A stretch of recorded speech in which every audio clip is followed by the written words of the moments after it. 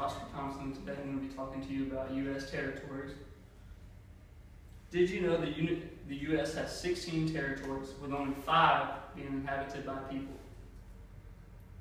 During the speech, I'm going to be talking to you about the most known territories and their current voting rights. So what are territories, you might ask? Territories are political divisions controlled by the U.S. federal government.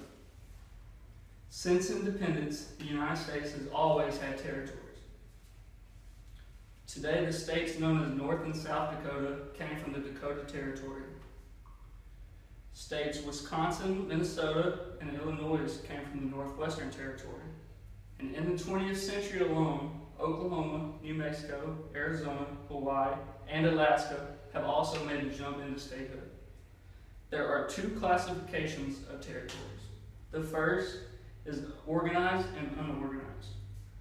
Organized territories are subject to the Organic Act.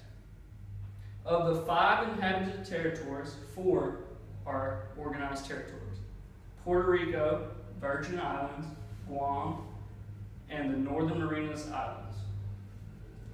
The second criteria for territories is incorporated and unincorporated.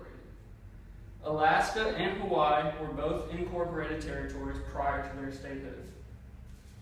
Today, the only incorporated territory is Palmyra Atoll. It was part of Hawaii, but for an unknown reason that was not included in the Act in 1959 for Hawaii statehood. Former U.S. territories include Philippines and Cuba. If the Philippines today were a U.S. state, it would be the largest by population and the 6th largest by land area.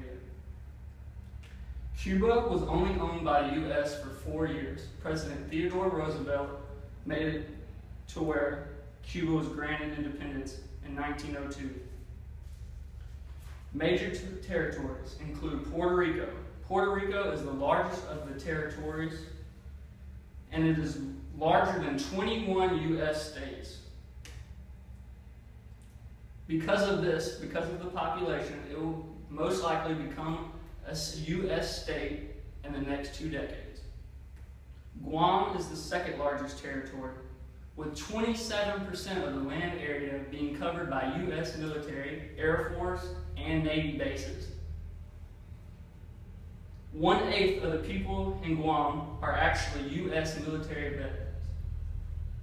But for some unknown reason, they have the lowest per capita per veteran in the United States. Disabled veterans have to travel over 3,800 miles to receive treatment for some of their disabilities. There are 4.1 million people today that live in U.S. territories. 98.1% are of racial or ethnic population. So what can U.S. territories do that and do not do that the United States cannot? Citizens of U.S. territories cannot vote in national elections. If they were to move to any United States, this would change immediately, except for America Samoa. Territories are entitled to a resident commissioner or delegate whom they elect, but the delegate cannot vote in any of the national elections. U.S. territories are allowed to elect governors and legislators and have a non-voting representative in the national legislature. So why can they not vote? In May 27, 1901, a temporary clause by Justice Brown was stated that the alien races of the U.S. territories could not understand Anglo-Saxon principles and thus would not be and didn't apply to the Constitution, allowing them to not vote in national elections. Thank you. That concludes the speech.